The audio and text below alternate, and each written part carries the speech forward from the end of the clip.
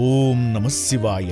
సొంతవారంటూ ఎవరూ లేక అనాథలుగా మారి ఆకలి దప్పులతో జీవిస్తున్న 500 మంది అనాథలకు పునర్జన్మనిచ్చిన చౌటుప్పల్లోని అమ్మానాన్న అనాథ ఆశ్రమాన్ని ఒక్కసారి సందర్శించండి.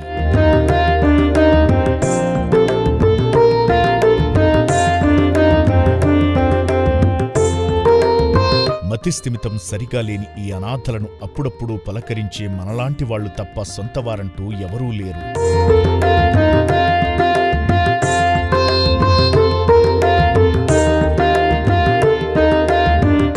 పూటలా 1500 మందికి అన్నదానం చెయ్యాలంటే ఎంత కష్టమో తెలియంది కాదు.